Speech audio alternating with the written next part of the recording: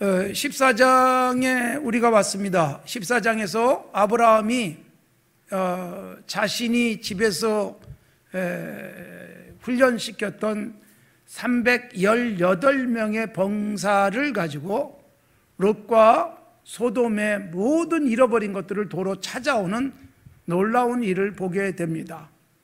아브라함을 생각하면 참 부럽습니다. 성경이 보면 하나님이 한 사람에게 막 몰아주신 것들이 있는 것 같아요.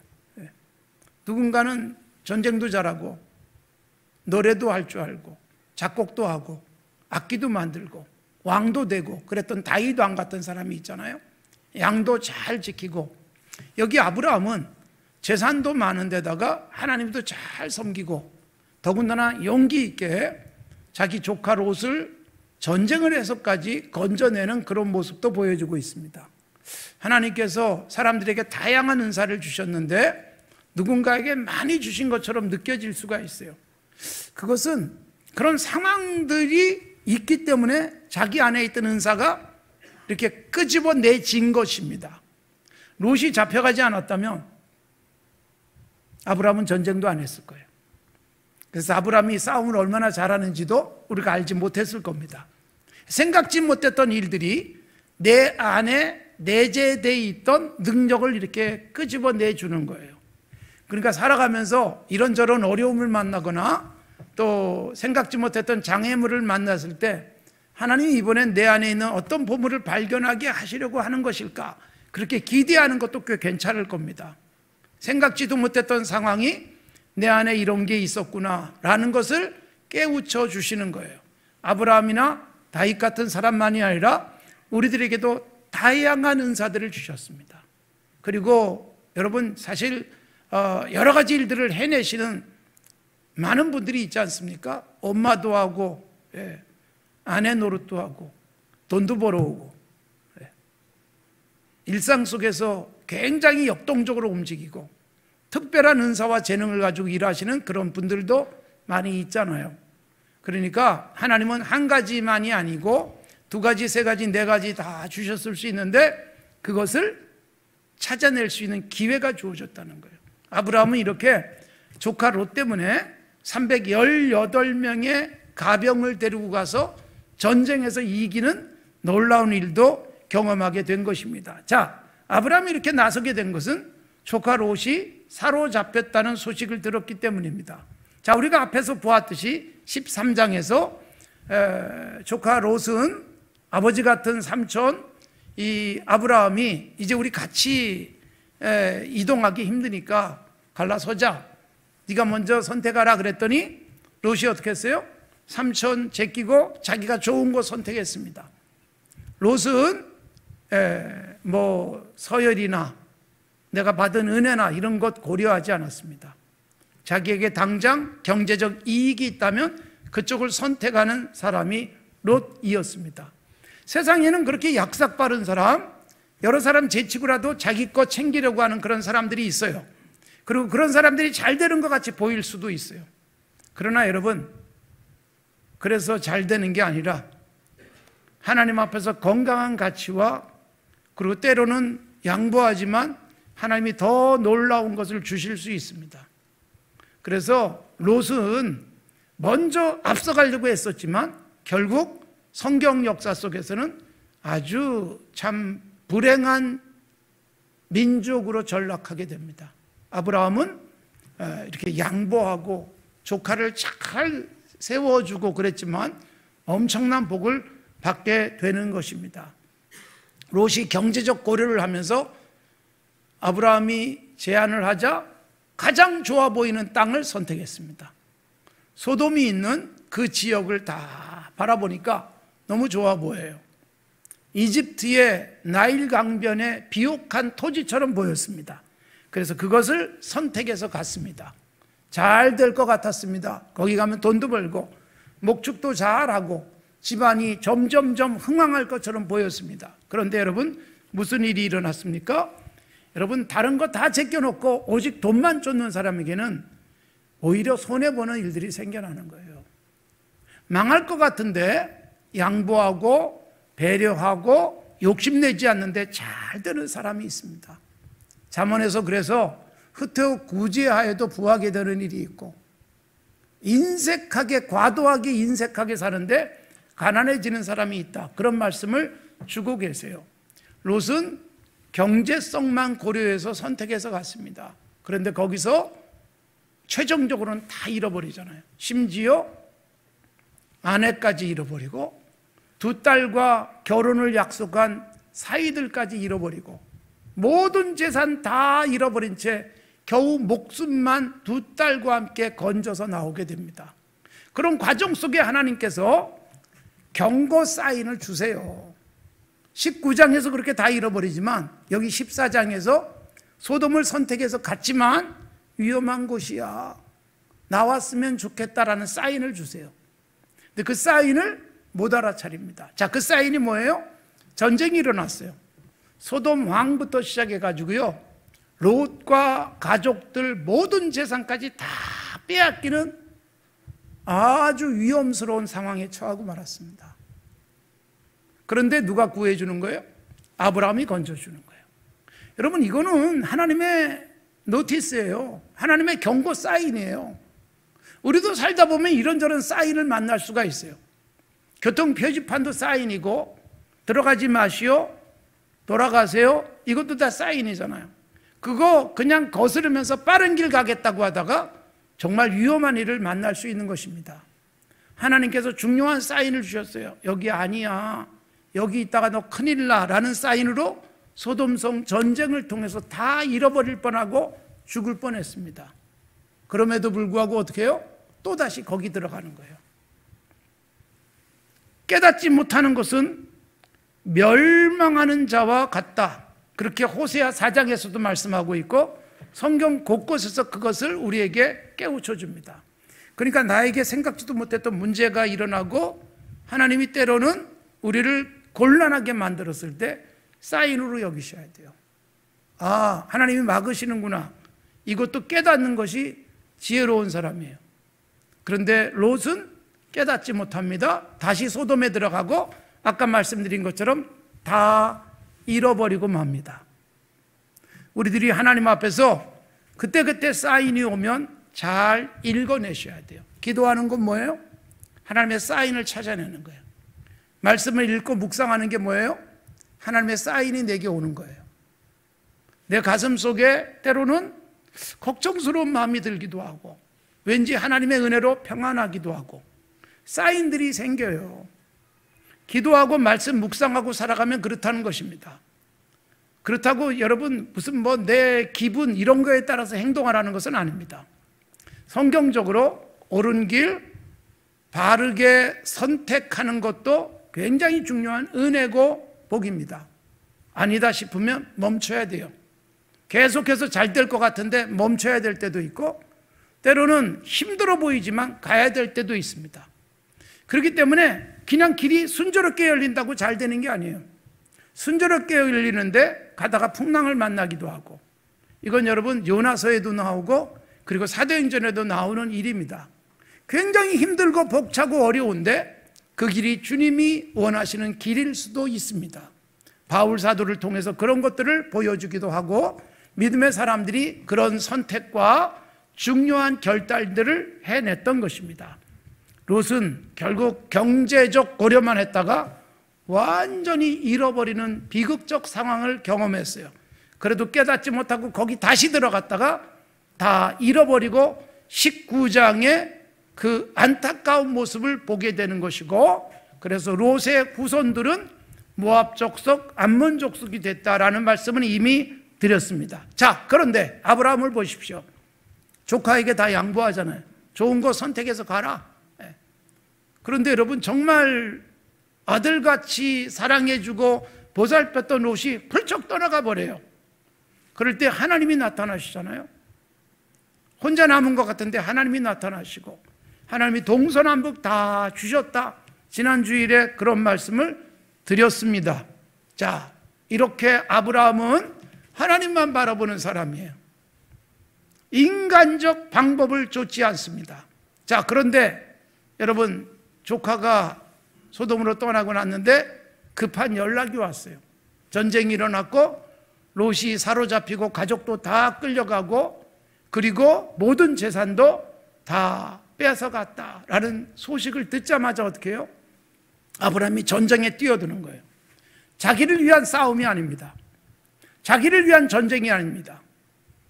여러분, 누군가가 폭력을 가지고 뺏어가 버린 그들에게서 되찾고자 하는 아브라함의 정의로운 행동이었습니다. 아브라함에게 318명의 자기 집을 지키는 개인적 병사들이 있었습니다. 그러니까 아브라함이 한번 이동할 때면 굉장한 그 이동이었을 거예요. 생각해 보세요. 양떼, 소떼가 많죠? 그리고 318명의 가병들이 있었죠? 거기다가 목자들이 있었죠. 그러니까 대단히 그 이동 모습을 우리에게 보여주고 있는 것과 같습니다. 잘 그려보십시오. 318명이나 집에서 먹이고 훈련시켰던 개인적 병사들이 있었어요. 그들과 함께 전쟁에 참여합니다. 어디까지 가느냐? 단까지 갔다 그렇게 돼 있어요. 단은 이스라엘의 최북단을 의미합니다. 멀리까지 가서 롯을 구해옵니다. 잃어버린 롯을 찾아옵니다. 죽을 뻔한 롯에게 생명을 안겨주는 것. 여러분, 아브라함도 전쟁을 해본 적이 없었을 거 아닙니까? 그리고 그 뒤에도 없었을 거예요. 그러니까 해보지 않은 일을 하는 이유가 뭐예요? 롯을 되찾고자, 롯을 살리고자, 사랑하는 조카를 살리겠다는 그 뜻 하나 가지고 위험한 일에 뛰어들었습니다. 그래서 결국 다 되찾아옵니다. 롯만 찾아오는 게 아니라 소돔 왕과 그 지역에 다 끌려갔던 사람들을 다 찾아냈어요. 그돌라오멜과 전쟁을 해가면서. 그러니까 여러분, 우리가 세상 살다 보면 내가 안 해도 되는데 누군가를 위해서 비용을 쓰고 시간을 쓰고 수고를 하고 땀을 흘려야 될 때가 있어요. 내가 그런 걸 뭐하러 해? 그럴 수 있어요. 어떤 사람은 굉장히 냉정하게 가족이라 할지라도 형제라 할지라도 딱 끊어버리기도 합니다. 그런데 여러분, 어떤 사람들은 내가 도와주지 뭐, 힘이 있을 때 내가 여유가 있으니까, 내가 그래도 너보단 좀 나니까 그러면서 애써서 누군가를 도와주는 사람이 있습니다. 여러분, 그 복된 쪽에 서십시오. 누군가가 계속 도와주고 누군가가 나를 계속 살려줘야 되는 삶이 아니라 내가 도와주고 살리고 먹이고 입히고, 이게 최고의 복이에요. 주는 자가 받는 자보다 낫다. 그게 진정한 복이다. 바울사도가 우리에게 정리를 잘해주고 있지 않습니까? 아브라함 같은 삶을 살아가는 것은 그래서 복이에요. 조카 롯을 위해서 318명을 이끌고 저 북쪽 단까지 가서 전쟁에서 이기고 다 살렸습니다. 롯은 삼촌 덕분에 살아나고 잃어버렸던 것 도로 다 찾게 됐어요. 누군가는 잃어버리고 누군가는 되찾아 준다는 것입니다. 복된 자리에 서시고 복된 일들이 있길 바랍니다. 자, 이렇게 찾아가지고 돌아오는 중에 살렘 왕 멜기세덱이 나타났어요. 사실은 도대체 이분은 누굴까? 우리가 생각하기 굉장히 어려운 분이에요. 이분이 뭘 가지고 나왔어요? 떡과 포도주. 금방 떠오르지 않습니까? 다음 주일날 우리가 성찬식을 하거든요. 떡과 포도주. 근데 여기 멜기세덱이 하나님의 거룩한 제사장 그랬어요. 그가 여러분 영접을 나왔습니다. 떡과 포도주를 줍니다. 그러자 아브라함이 어떻게 해요? 그분에게 하나님 앞에서 감사하는 마음으로 10분의 1을 드렸다 그렇게 되어 있어요. 여러분, 11조는 율법에서 나오는 거예요. 아브라함은 창세기에서 누가 명하지도 않았지만 11조를 시작했습니다. 여러분, 남의 것, 잃어버린 것 찾기 위해서 굉장히 많은 수고를 했는데 돌아오는 중에 멜기세덱을 만나서 10분의 1을 드렸다. 아주 복된 사람이에요. 남을 위해서 희생했어요. 하나님께 감사하는 마음으로 제사장에게 10분의 1을 드렸어요. 그런 아브라함의 넉넉한 마음의 태도. 자, 그것뿐만이 아닙니다. 자, 그러고 나니까 소돔 왕이 제안을 했습니다. 너무 고맙다고, 우리를 살려줘서. 그래서 소돔 왕에게 이런 말을 듣습니다. 모든 것 다 너 가져라. 사람만 돌려달라. 소돔 왕의 제안이었어요. 그런데 아브라함이 어떻게 해요? 와, 내가 11조를 했더니 이렇게 복 주시네, 이럴 수 있잖아요. 단호하게 거절합니다. 뭐라고 거절해요? 내가 아무리 생각해봐도 네 것 받는 게 적절하지 않다. 내가 이미 부자라는 거예요. 하나님이 주셔서. 그런데 네가 준 그것 때문에 내가 부자 됐다는 얘기 듣고 싶지 않다. 나를 부자로 만들어주시는 분 누구예요? 하나님이에요. 거절해요. 여러분, 다음 주일날 우리가 살피겠지만 15장에서 시작되는 말씀이 뭐예요? 하나님이 아브라함에게 딱 나타나서 내가 너의 상급이야, 내가 너의 방패야, 그런단 말이에요. 무슨 얘기일까요? 여러분, 소돔을 위해서 싸우고 승리하고 돌아오는데 그가 살해하는 것을 다 거절해요. 그런데 하나님이 뭐라고 말해요? 내가 너의 살해, 내가 너의 상급.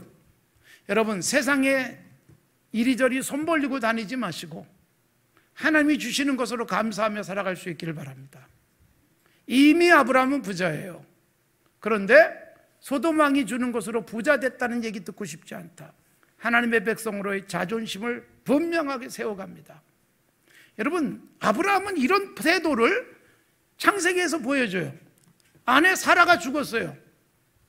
아내 사라를 장례 치러야 되니까 아브라함은 땅을 한 평도 갖고 있지 않았습니다. 계속 유목민으로 오고 가며 나그네처럼 살았죠. 그런데 아내가 죽으니까 아내를 매장할 땅이 필요했잖아요. 그래서 그 땅을 살펴보다가 헤브론이라는 땅을 삽니다. 이 헤브론은 굉장히 중요한 땅인데요, 거기에 아브라함의 아내 사라, 아브라함 그리고 그 후손들이 묻히는 족장들의 굉장히 중요한 묘지가 되죠. 나중에 여러분, 다윗이 왕이 될 때 헤브론에서 왕이 됩니다.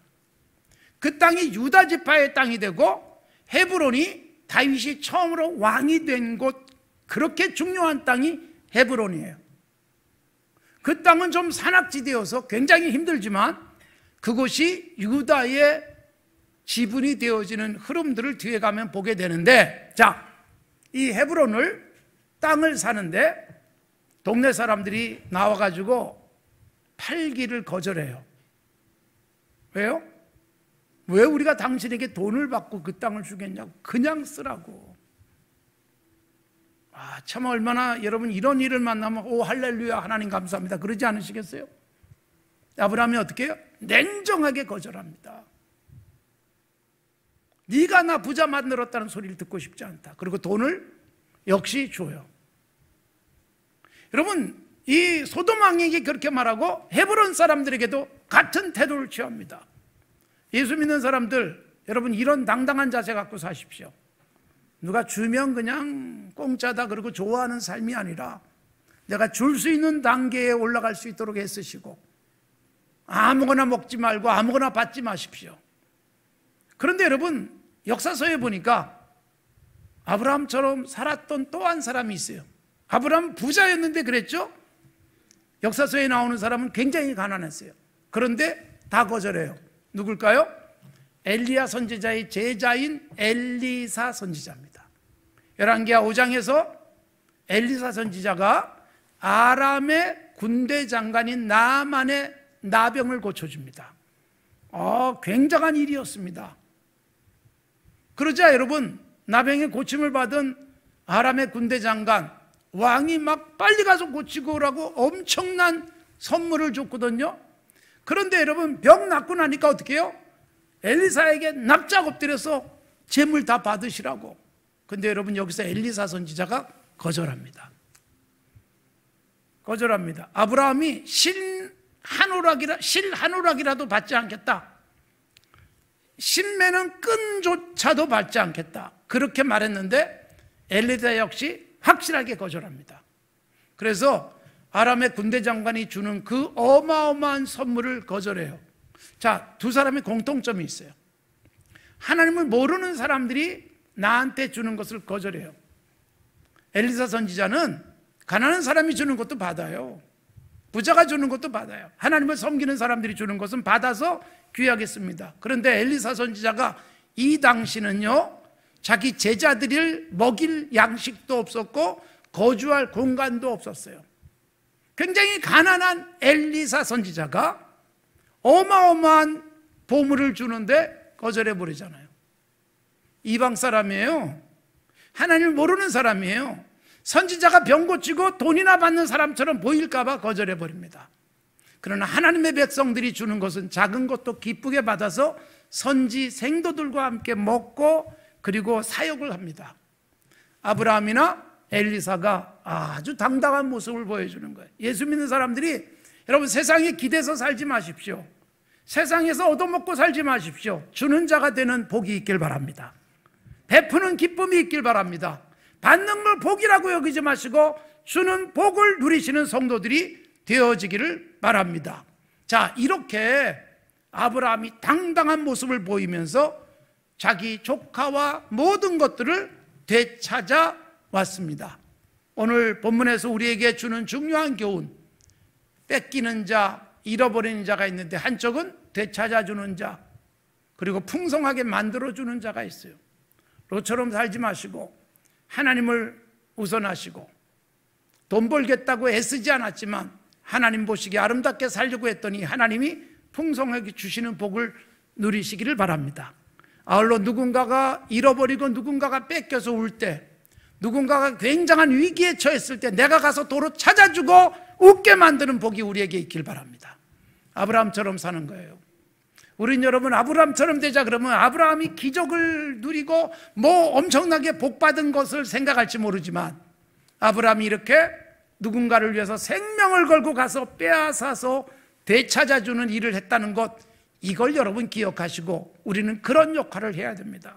우린 그런 복을 누리시게 되기를 바랍니다. 자, 여러분, 누군가는 뺏겼지만 누군가는 찾아주는 역할, 이게 우리들이 해야 될 중요한 삶의 태도예요. 예수님이 이 땅에 오셨습니다. 왜 오셨습니까?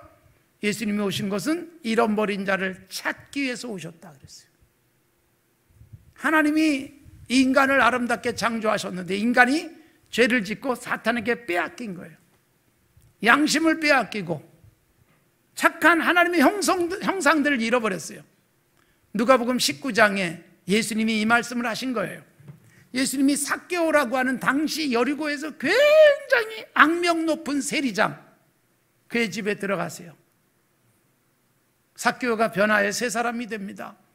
그동안 남의 것 수탈하던 그가 예수님 앞에 회개하고 새 사람이 되는데 세상 사람들은 수군거려요. 저 예수라는 사람이 저 더러운 죄인의 집에 들어가다니. 그때 주님이 주신 말씀이 뭐예요?